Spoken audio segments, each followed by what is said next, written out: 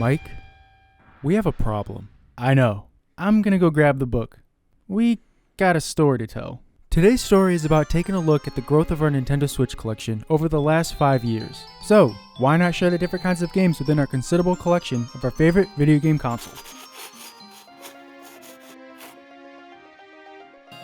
We own a lot of video games, but the Switch is clearly superior amongst the rest, clocking in at over 100 games. Should we seek help? Nah, I think we should seek reassurance by talking about all the games we got from 2017 to 2021. And to avoid potential confusion, it may be worth noting that we got some of these games a year or two after their initial release date. So the order might seem a little wonky. Let's start with the beginning. 2017, the golden year. In 2017, we tallied in a total of 19 games. And no, we're not going to talk about eShop games. Just physical. We stopped at a random Walmart on the way home from college for spring break in hopes of snagging one on a last-ditch effort. It was our first console that we got on release day, so the two of us were pumped about collecting for our new gaming system. We were originally going to get Skylanders, Imaginators, and Just Dance 2017, but changed our minds last second and picked out The Legend of Zelda Breath of the Wild and Super Bomberman R instead, thus creating the ancestry of our collection. And now they won't stop having kids. Seriously, ever heard of sterilization? The first child was Mario Kart 8 Deluxe. Sure, this game was ported over from the Wii U, but it still felt new and exciting to us. Gotta love the Switch for porting every Wii U game, and a multitude of others. We picked out a few ports ourselves during the first year of the console. That summer was memorable, as more outstanding games came out like the new IP ARMS, and Splatoon 2 that released later in July. It was refreshing seeing Nintendo give love to some of their major franchises, as well as collabing with third-party developers. Mario & Rabbids Kingdom Battle, a new Mario game with characters from the Mushroom Kingdom that joined forces with a bunch of wannabe Rabbids. Mario also got his own game, Super Mario Odyssey, that came out late October. These two games were the highlights of 2017. Two ambitious titles, starring two faces from Nintendo's biggest franchises. Breath of the Wild and Odyssey are masterpieces in our eyes, and they were the games that set the Switch in motion. They created a standard, enticing most fans to eagerly wait for the next innovative single-player adventure game from a main Nintendo franchise to have such a significant impact like these two did. And this is year one we're talking about. We ended that superb year off on another Nintendo IP with Xenoblade Chronicles getting a sequel. We got this game for Christmas and it's still sealed. Yikes. We plan on getting around to this, along with our other sealed games. Spoiler. This story contains a lot of games that are still sealed in plastic. Thankfully, these are lesser games. You know, games that aren't worth gushing about.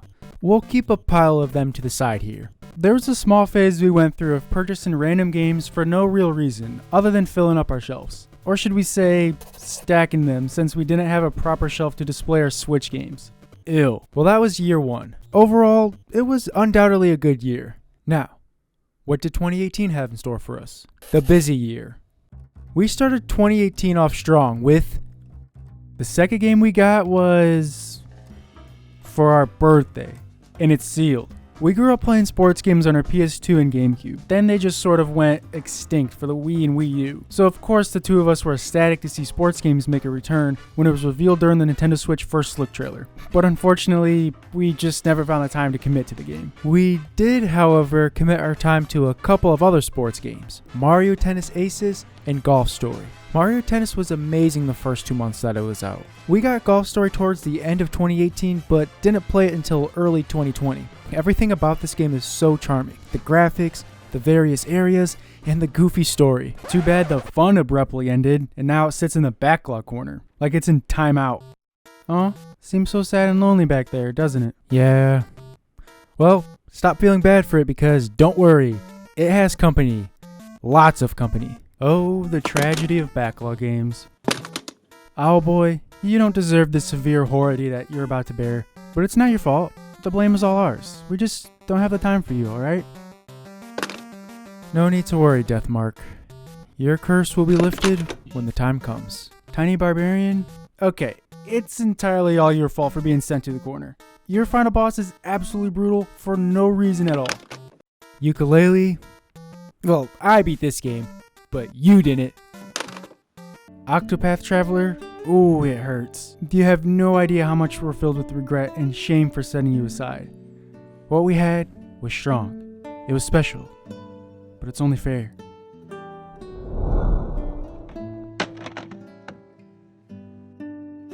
At least we ripped open their plastic seals and put some hours into those games. Unlike these rascals who are still sealed or haven't been played yet, to the sealed pile you go. Wait, why do these games get special treatment and not thrown into a dark corner? I don't know.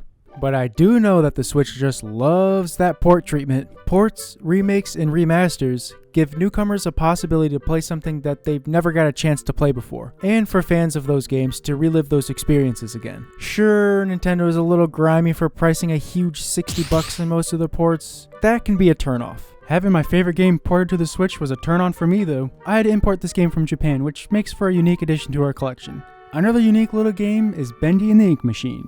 Kinda. When it was released physically to the Switch back in November of 2018, it was exclusively available at GameStop until March of 2019, so our copy has the GameStop label. Surprisingly, it's not a sticker. That may seem mind-blowingly wild, but not as bizarre as seeing friggin' mainline Pokemon games on a home console for the first time. The Switch also popped out a Kirby game, a Mario Party game, a goddamn Legos Incredible game. Now this was news that came out of left field.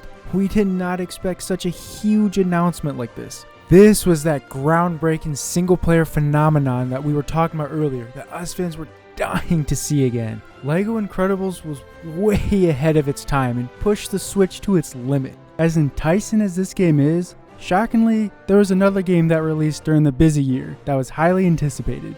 The ultimate fighting game. Brawlout. But not as highly anticipated as Super Smash Bros. Ultimate. Damn, that's a big box, boy. Whoa, easy there, buddy boy. It's sealed. Yeah, we know. Why do we have a sealed Smash Ultimate Collector's Edition? It's hard to believe that this hasn't been opened yet, given the fact that we are massive Smash Bros. Fans. No need to freak out. Thankfully, we have a total of 4 copies of the game and 2 of them are open. Okay. Purchasing 4 copies was a simple mistake. We pre-ordered the standard versions in June. Then 2 months later, the collector's edition was announced, so we were like, yeah, we gotta pre-order those. Listen, we aren't scalpers. It was simply an oversight. So, that was the busy year. The Switch was busy releasing more and more games, and we didn't have a lot of time to invest hours into most of them. 2018 is tied for the most games we got in a year, with a whopping 30. So, anyone want to see something embarrassing? If we compare the games we got in 2018 to our entire Wii U collection, yikes. Who has less of a life?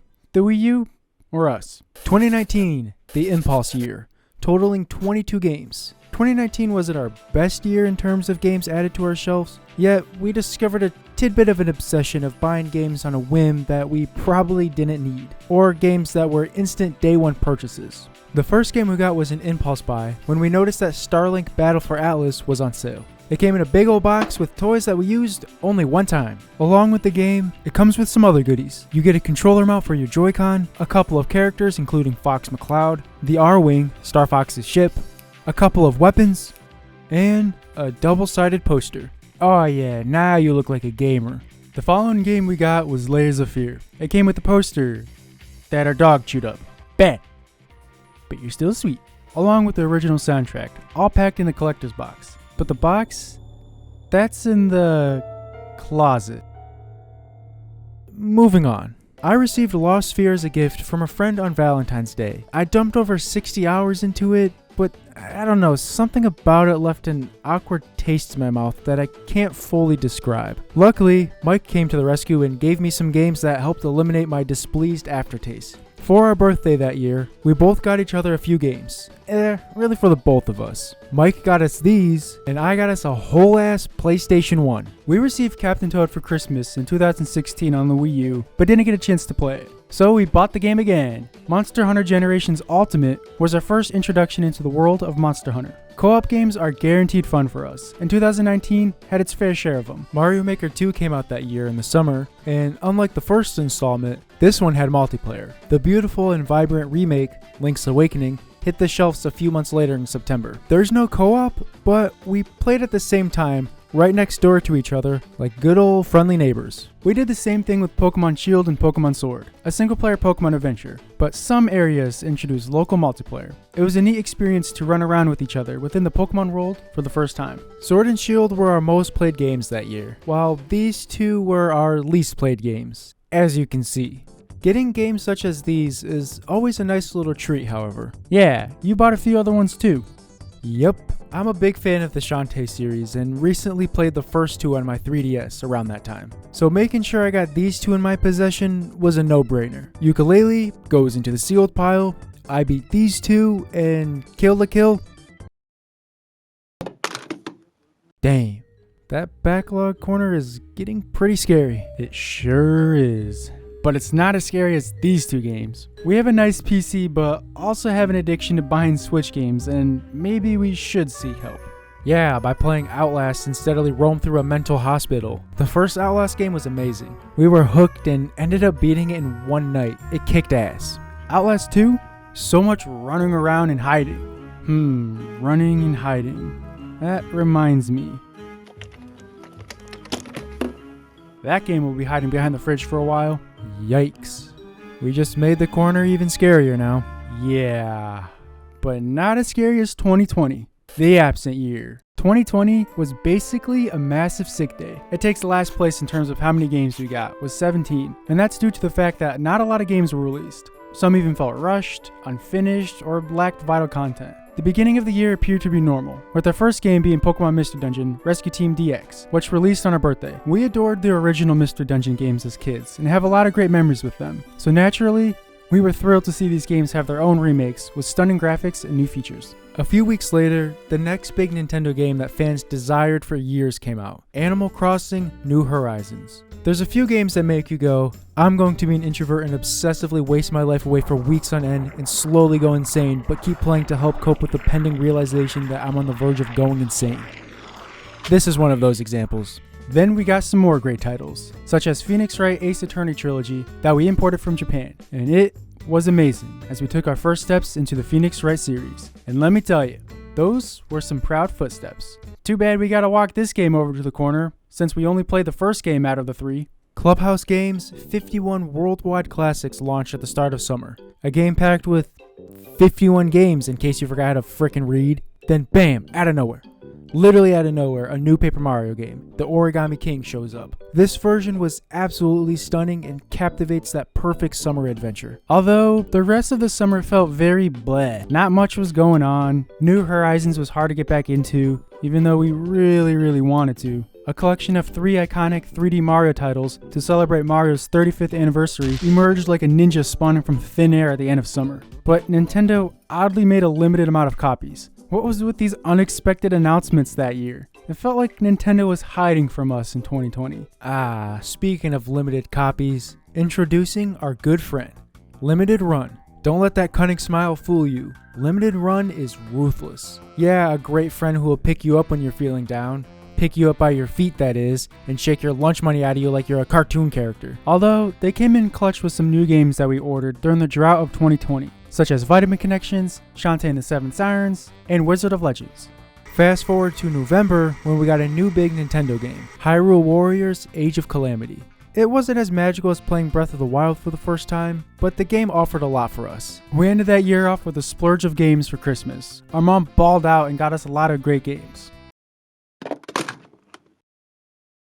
Now, here we are at the final year, 2021, the Renaissance year. It was a year of desperate revival. Multiple great titles came out, including the rebirth of older games and series. It was one of our biggest years, tying first place with 30 games. The first game added to the shelf was Dragon Quest, a collection of the original 3 Dragon Warrior games on the Nintendo Entertainment System. I played the first 2 on the NES, and getting my hands on an original copy of Dragon Warrior 3 was pretty difficult. We do have 3 copies of Dragon Warrior 2. Alright, this may look bad, but come on, trust us. We're not scalpers. These didn't work, okay? So I settled on a safer, less expensive route with this game. Although I didn't play it on my Switch. No, I played it on my other Switch. Whoa. You have 2 Switches? Hey, you're guilty for owning 2 as well. Okay. Let us explain. The answer is obvious. Now we can all play our copies of Smash at the same time, so that we can create the illusion that we have friends. The Switch Lite released on September 20th, 2019. However, we held off on it since we didn't see the point in getting one at the time. Fast forward to when we purchased them on May 21st, 2021, and we still don't see why we got them. Another Switch model released in 2021 on October 8th, the Switch OLED. No, we don't own 6 Switches. But one day that day will come. 2021 was a year for a lot of new titles, and remakes, and remasters. Just take a look at these amazing games we got our hands on. Super Mario 3D World, Monster Hunter Rise, New Pokemon Snap, Miitopia, Mario Golf Super Rush, The Wonderful 101 Remastered, Skyward Sword, Metroid Dread, Mario Party Superstars, Pokemon Brilliant Diamond and Shining Pearl, Shin Megami Tensei 5. Damn, what a lineup. We were fed pretty well in 2021. And that's not it. We added some fantastic collection games. Resident Evil Origins Collection, Castlevania Collection, Super Monkey Ball Banana Mania, along with these guilty pleasures. Then these two bad boys from Limited Run, No More Heroes and No More Heroes 2. Adding No More Heroes 2 was a massive milestone, bigger than graduating high school. And, what else did we do that was considered a major accomplishment? Anyway, this game was our 100th Nintendo Switch game. Yeah, okay, everyone quiet down now. Oh, man, such a massive deal, but we don't like all this attention. We didn't plan for this game to be our 100th. It just happened. And want to know something crazy? No More Heroes 2 was Limited Run's 100th Switch game that they distributed. What are the odds of that happening? We bought a lot of games from Limited Run and Super Rare Games, companies who specialize in distributing and publishing physical versions of indie games. It's fun, but your wallet will despise you after a few purchases. Sorry, little guy. You guys are the worst. I hate you. So those were all the games from 2021. Overall, it was an excellent year, and 2022 is looking to top the last 5. As of now, we have a total of 120 physical games. 155. If we add the 35 duplicates. Come on, we're twins. We can't share everything. Now, we're aware that our shelf is missing several crucial titles. We plan on filling up those voids with the help of old buddy. Please, someone save me. I feel so empty inside. And hey, at least those voids aren't filled with garbage, low-quality games. Am I right?